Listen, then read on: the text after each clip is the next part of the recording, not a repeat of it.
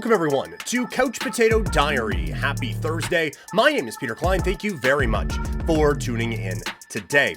Coming up on the show, we'll be looking at the Ultimate Fighting Championship as we get ready for UFC 305. Some exciting news for fans in my neck of the woods. Plus, we'll be getting into our Thursday night preview in the Canadian Football League and some CFL Awards talk, and then we'll close the show with another fantasy football mock draft. So it should be a whole lot of fun. Thank you all so much for tuning in today.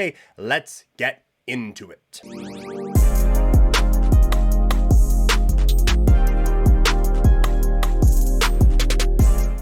All right, UFC 305 is this weekend, but coming up in November, the Ultimate Fighting Championship is making its way back north of the border into Alberta and into the provincial capital up in Edmonton. And so for me, based out of Calgary, this is quite exciting. Obviously, you want a pay-per-view, but I do think that the UFC has been doing a pretty good job of loading things up on their fight night cards that they take away from the Apex. And so I feel like this is going to be probably a pretty fun night of fights. And at the top of it, we get Rose Namajunas against Erin Blanchfield, which I think is quite an intriguing bout, actually. You have Rose Namajunas, who has been on another career resurgence. It feels like she's on resurgence number 2 or 3 at this point. She has been excellent in the last little bit, while she goes up against Blanchfield, who has been so close to a championship opportunity for so long. So this is a really, really impactful fight for both of these fighters,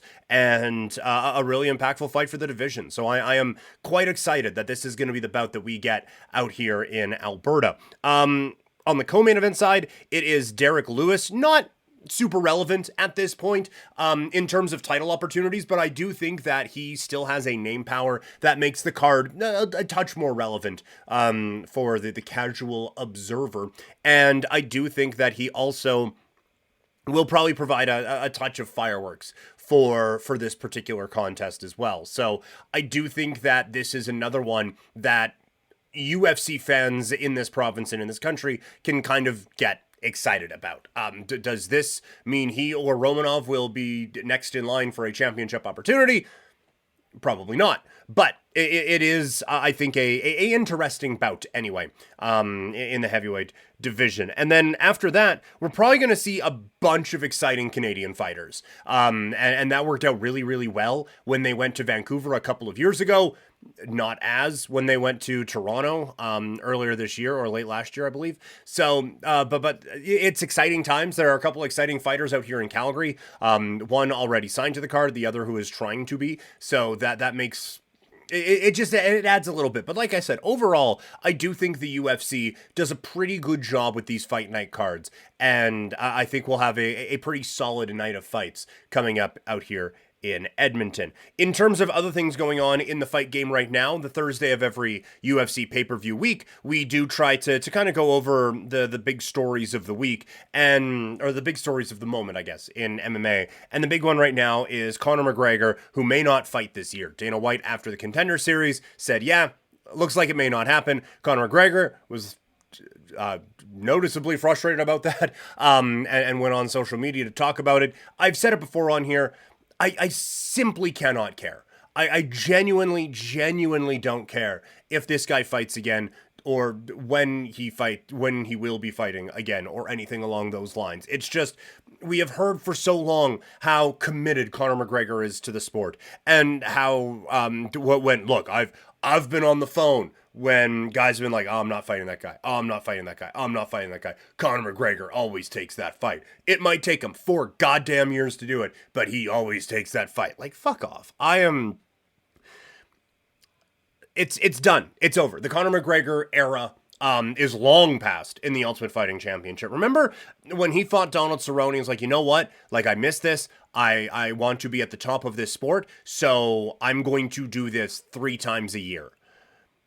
That was 2 fights ago. It was in 2020. Both of those fights were in 2021. My guy hasn't fought in 3 years. It'll probably honestly be 4 years by the time this fight happens, if it ever does happen again. And it is just, it's holding things up for Michael Chandler specifically, who can still be a relevant fighter at 155 pounds or whatever weight class he chooses to step in there in. He can still be a relevant fighter. And so it is just so goddamn annoying that this whole thing is just holding everything up. It is, I don't even want, like, honestly, I don't know why Conor does it. If he's just desperate for the attention or what it is, he doesn't need the money. He's not going to work his way back to a championship. And if he thinks he is, he's out of his mind. So I genuinely don't know what he's doing this for. Just go be on your yacht.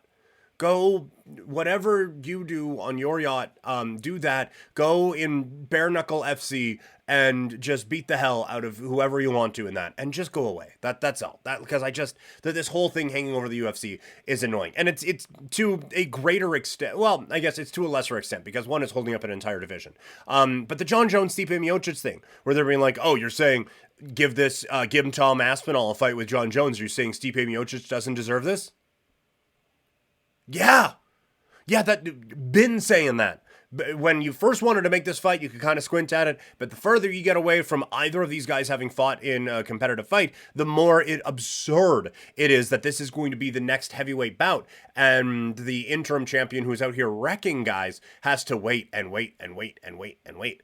It's preposterous. And so you have a couple of guys who are stars of yesteryear kind of holding things up. In terms of moving forward, before they come to Edmonton, the Ultimate Fighting Championship is heading to Salt Lake City, as UFC 307 will be in Utah. In the main event, reportedly, it will be Raquel Pennington going up against Juliana Pena for the Women's Featherweight Championship. Also, Kayla Harrison against Ketlin Vieira. I love Harrison getting an opportunity here and setting her up for potentially a shot at 145-pound glory as well. I think that is the obvious next fight to make, assuming victory against Ketlin Vieira, which I guess we shouldn't. And if Vieira wins, then we should assume that she gets a title opportunity in a division that barely exists. And so I think that is smart matchmaking to do it that way. And then you also have Movsar Evloev, against Aljamain Sterling. Evloev, really, really interesting fighter. He has been developing into a dangerous prospect and has been knocking quite a few fighters off. This is a huge opportunity as he goes up against Aljamain Sterling, who'll be looking for back-to-back wins after his title loss to Sean O'Malley. And finally, you would get Carla Esparza in a retirement fight against Tisha Pennington, the partner of Raquel Pennington. So fun kind of tie in there. But overall, that looks like it'll be an all right card when we get ready for it out in October, which is coming up startlingly quick. So those are kind of the news and notes for the Ultimate Fighting Championship as we get ready for UFC 305 this weekend. Full UFC main card preview coming at you tomorrow. All right, let's shift gears now and get ready for the Canadian Football League, as we have one team that has been Jekyll and Hyde. We will see which one shows up tonight as the Stamps get ready to host the Redblacks. It's time for our Thursday night preview.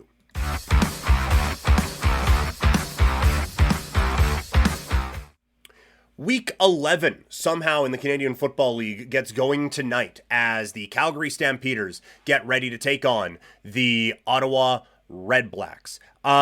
This is an interesting game to me because Calgary has struggled on the road, but been dominant at home. They are now at home against a Redblacks team that is in a weird spot right now, because I think best on best neutral site, I think Ottawa would win this game.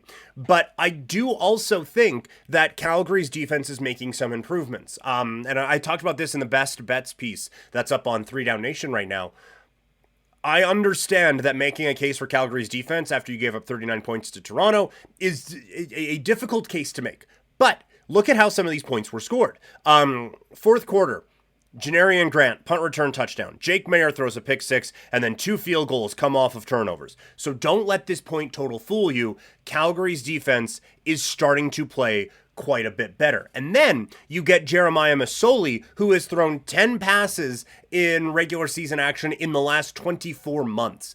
It's been a bit since Jeremiah Masoli has been actually going out there and doing the damn thing as a starting quarterback. I think that the pressure that Calgary is able to get with their defensive front is going to cause problems for the Ottawa Redblacks in this game, and that is going to continue to kind of give them a few opportunities here and keep them in this game. Now, I just said that the 39 points against Calgary wasn't the defense's fault.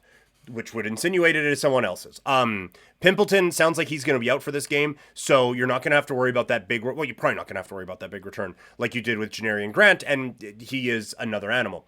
When you look at the offensive side of things, Jake Maier has only thrown 2 of his 7 interceptions at home this year. Like, this team is just different out here in Calgary. And so that is why I do think the Stampeders come away with a victory in this game. I like them to cover the 3.5 that they are favored by right now. So we're going Calgary Stampeders minus 3.5 as our pick for the week. Also, since we are here at week 11, it is the middle part of the CFL season, and so we did this for 3 down, and I thought I would go into it a little bit more as we look at the mid-season awards in the Canadian Football League. Coming in first, let's start with our mine.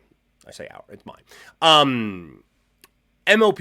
In third, I have Cody Fajardo. Injuries probably keep him out of the top spot, but he was tremendous following their Grey Cup win last year and was really building on that and was turning Montreal into a juggernaut before he got hurt. And so I think he deserves consideration here. At 2, it's the guy he was thrown to a lot in Tyson Philpott, who absolutely leveled up following that Grey Cup performance last year and is out here just killing guys right now. Now, he is also a little bit banged up, but I think he absolutely deserves recognition on this list. And number 1 is Vernon Adams.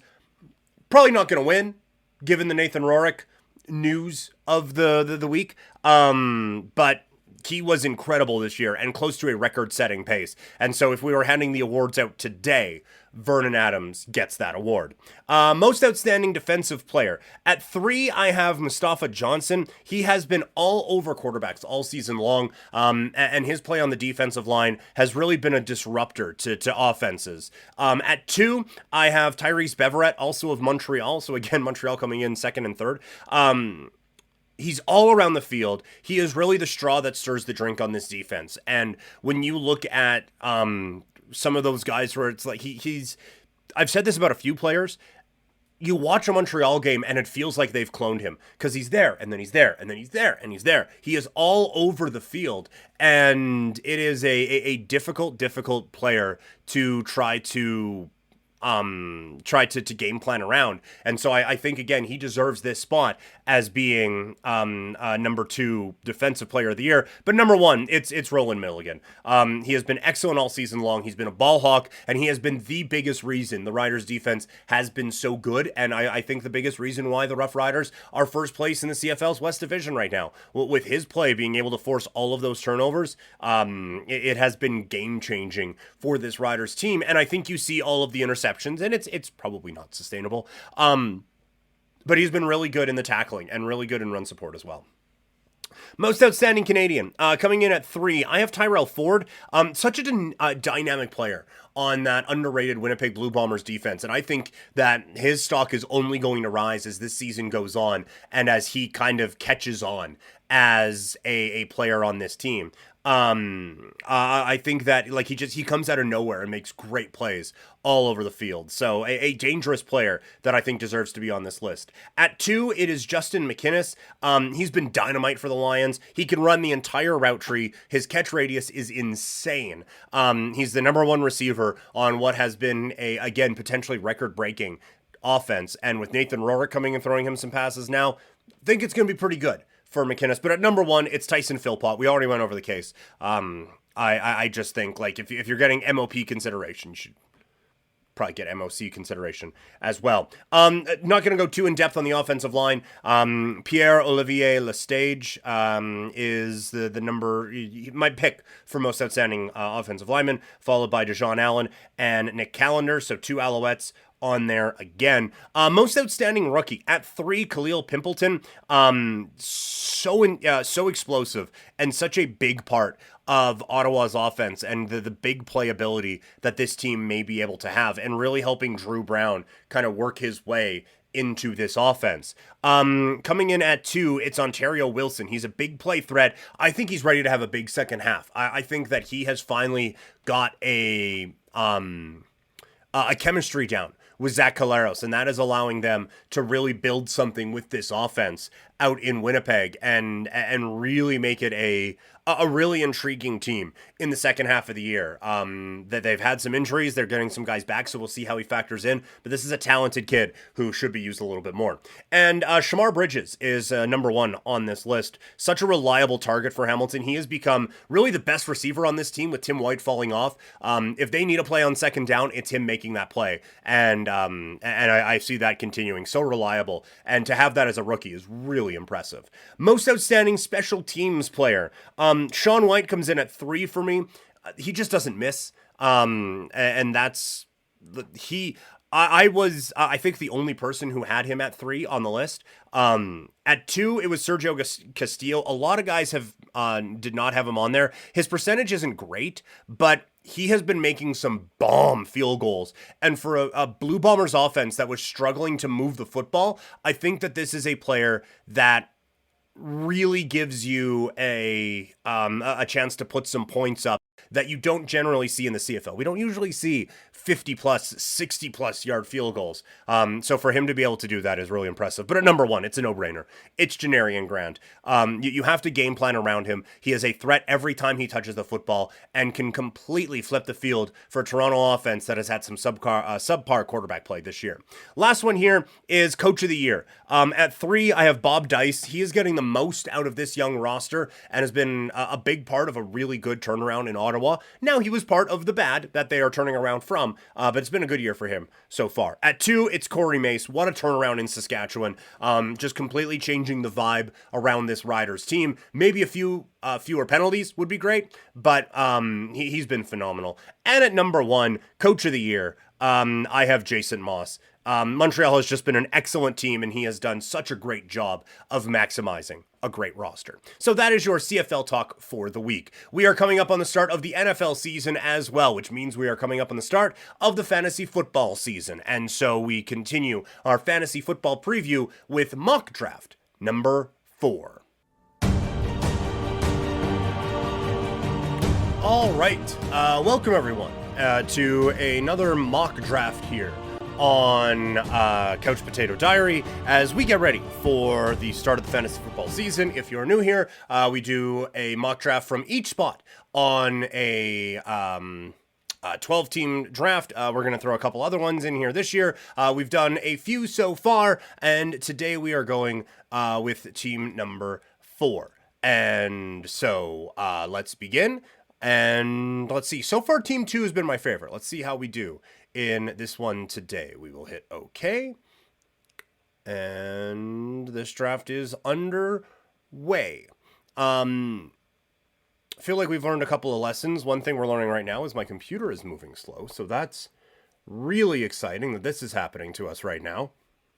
Hopefully hopefully things get a little bit better. All right. So Christian McCaffrey, Tyreek Hill, and CeeDee Lamb go 1, 2, 3.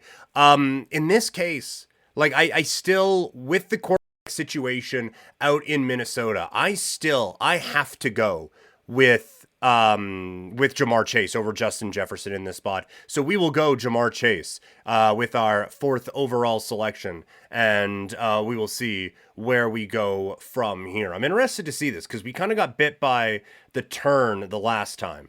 So we'll see what it actually looks like on this go around. But after us, it goes Breece Hall and then Amon-Ra St. Brown. That is followed by A.J. Brown. Wow, this is getting really, really laggy on us. Apologies for those watching. Justin Jefferson doesn't go until 8th, followed by Bijan Robinson at 9. Jahmyr Gibbs goes in the 10 slot. At 11, it is Marvin Harrison Jr. And then Team 12 comes in and gets Garrett Wilson.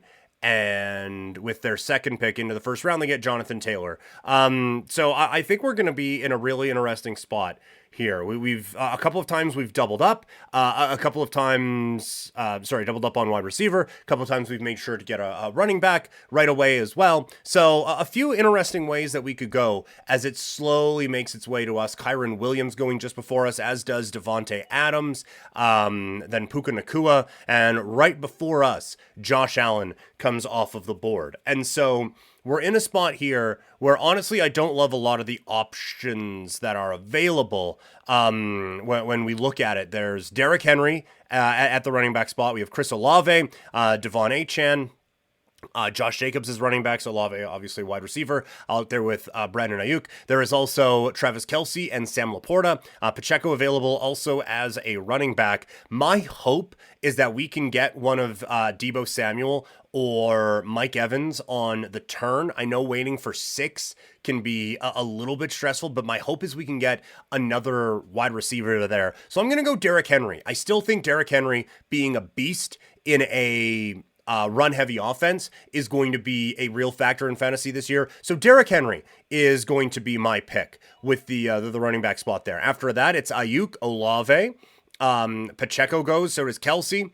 Show me a Laporta. Sam Laporta goes as well, and Josh Jacobs. So it works out in the way we want. Deebo Samuel has been a guy we've been getting in every one of these mock drafts. I continue to absolutely love that. As a wide receiver 2 for our team, this is an absolute no-brainer. Now, this is where we got a little bit panicky in round 3 about the quarterbacks that were left at our disposal, and so we jumped at the tight ends after a bit of a tight end run and ended up with McBride in a spot where maybe we didn't necessarily love it. Things are picking up here. We do have another quarterback that's been taken. I think we've had another couple quarterbacks that have gone off of the board. So now we're in an interesting spot here. Cook is off the board, as is Kenneth Walker. There was a run on some quarterbacks with Mahomes, Hurts, Lamar Jackson. Bunch of wide receivers came off of the board as well, but we're still in a spot where when you look at quarterbacks that are available right now, it is Stroud, Richardson, Burrow, and Murray that are there. And I kind of view Murray as the cutoff a little bit. I think the more I've been prepping, Jordan Love moves into kind of that safety blanket territory there as well. So I don't feel like I need to rush and get one of them.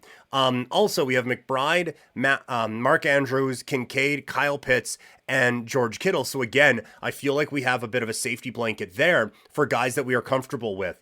And this is right around, I think, where Joe Mixon becomes a real interesting play, because I still think there is a talented football player there, and give him a really interesting offense out in Houston. I like the option that Joe Mixon provides. Plus, when you look at what's available at running back, it's him, Alvin Kamara, then Aaron Jones, James Conner, David Montgomery, and DeAndre Smith. So I feel like Joe Mixon is actually in a decent spot here as a running back. Take him there in the 4th. After that, it is Devonta Smith, Zay Flowers, and then the computer froze again. CJ Stroud goes, so one of our quarterback safety blankets is gone. Alvin Kamara is off of the board. Trey McBride goes as well. And so this is where I might look at tight end, because just judging from ADP, it does seem like in this next go around, before it comes back to us, that the tight end that we are going to want is probably going to come off of the board. Mark Andrews was in a car crash, which is not ideal. He is still such a talented player. And so I am going to take Mark Andrews with this pick here in the 5th round, and hope that amazing upside that he has doesn't bite us. And now we hope that things don't burn us waiting for a quarterback here.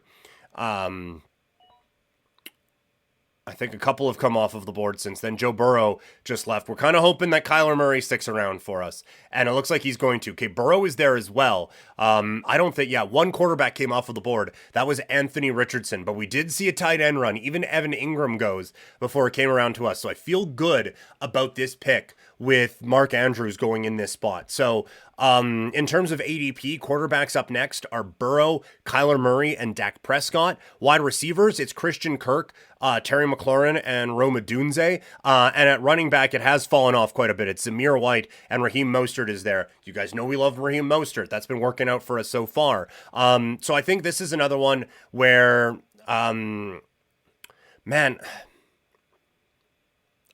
default has always been Kyler at this point, but Joe Burrow being there, there is a potential that he is the quarterback 1. Now, Kyler could get to that as well, but I think bounce back season for Joe Burrow, and we get to stack that with Jamar Chase every week. Absolutely lock that in. And so now the receivers go off. Mostert goes there, so that stings a little bit.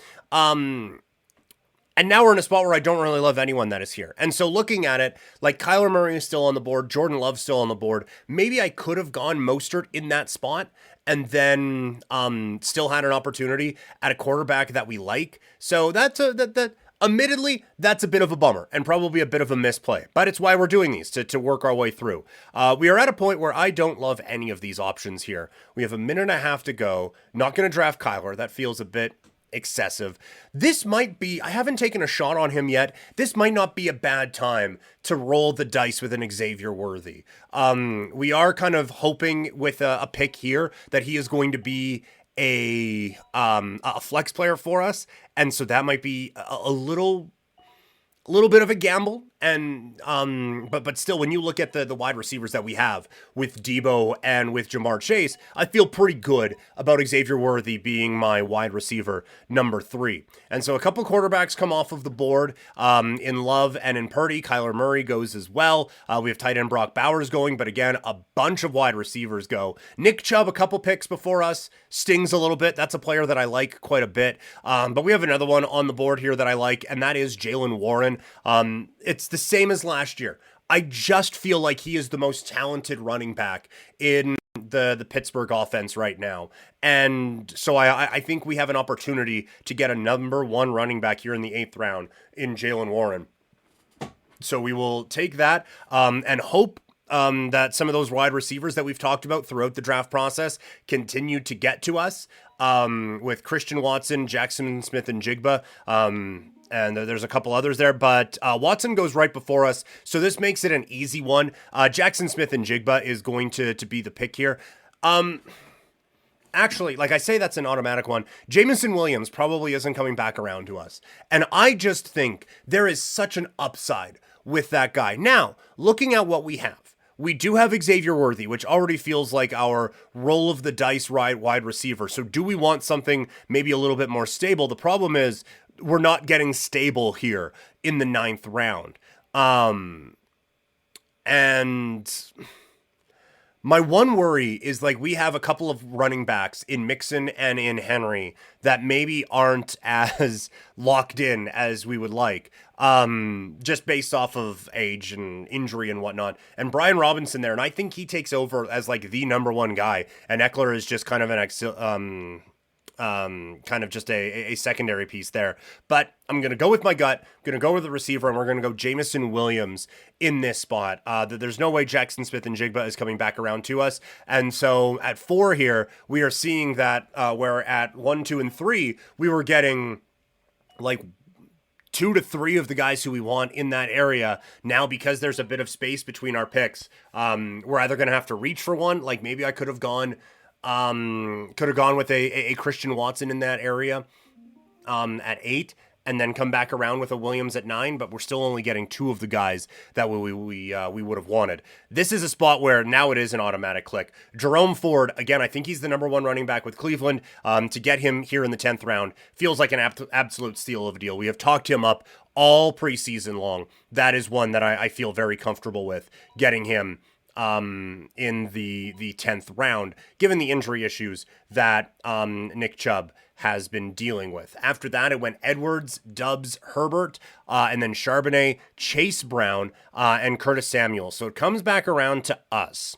At wide receiver, it's Lockett, Anodyne Mitchell, Khalil Shakir, and Jacoby Myers. At running back, there isn't a whole lot there early on for our ADP. It's Chuba Hubbard, J.K. Dobbins, and Rico Dowdle are kind of the next ones here. So there isn't really a whole lot in this area of ADP that we absolutely love. We have 5 picks remaining. This does feel a little early to do what we've done before and just go, you know what, screw it, we're taking defense here.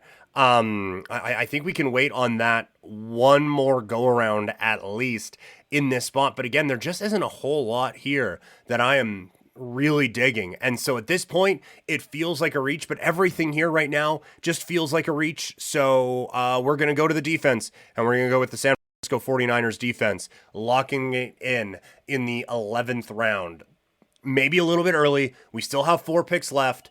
and maybe like a Jacoby Myers out in Vegas comes back to bite us or anything like that. We're not taking a kicker until that 15th round pick. That I can assure you. But we're kind of hoping the board just kind of levels out a little bit, and there's a couple of guys there that we can get around later, and we still lock in a prime defensive target there. So I think this is probably the strategy I'll go with in actual real life drafts. The pick comes back around to us, a couple quarterbacks drafted, a couple tight ends in there as well. And again, as I've said before, in a spot where there aren't even a whole lot of like, oh man, you know what? This guy has a bit of a sleeper, whatever.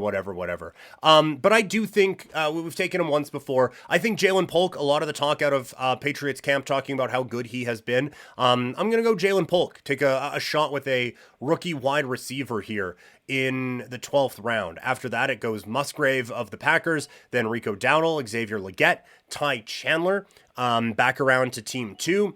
Matt Stafford goes off of the board, then the Jets defense, and now it gets to us here in the 13th round. So again, we are into roll of the dice territory. As you kind of scroll down, there is a few kickers that kind of get in the way, admittedly, when you're looking in the ADP game.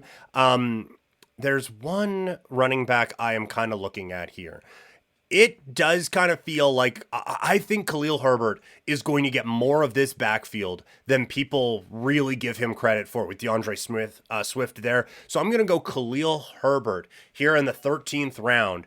And that's another one where I feel like there is a pretty clear path to playing time this season for that running back. And I feel pretty good about making that play with this particular player. And as it comes back around to us in the 14th round, I've had a play in my mind that I think I might try to do here. For those of you watching on YouTube, I did click on the tight end bar just to see as it comes up. And now as our pick is here, scrolling to the top, Isaiah Likely is available. I am generally not one for the handicap. The handcuff. Handicapping is a different part of that we're going to be doing a little bit later on. I'm generally not one for the handcuff here, but Isaiah Likely is just like such a straight line from Andrews to him. And you get like, you just keep a very big chunk of a very good offense. So you know what? I am totally fine taking a bit of a gamble and taking a backup kick or a backup tight end with our second to last pick, and then our last pick it comes back around to the kickers, and we will just take Daniel Carlson, and that will be that. And so you know what? There's still, I don't love the bench on Team 4 as much as I did on Team 2, but there is a bit to like I think on this team. And I think we actually did all right with this group. So our starting lineup, Joe Burrow will be our quarterback. Mark Andrews, our tight end. Our starting receivers are Jamar Chase and Deebo Samuel. Our starting running backs are Derrick Henry and Joe Mixon. And in our flex, it'll be Xavier Worthy or Jalen Warren, Jamison Williams, Jerome Ford, and a couple lottery tickets on Polk, Herbert, and Isaiah Likely. Our kicker is Daniel Carlson, and our defense, the San Francisco 49ers defense. We're going to continue doing this all throughout the preseason here as we get ready for the start of September in fantasy football season. So thank you all so much for tuning in. If you're watching this, make sure you like it. If you're listening, make sure you review it. Subscribe to both. Follow me on social media at Primetime Klein, and I will talk to all of you later. Have a great rest of your day, everybody.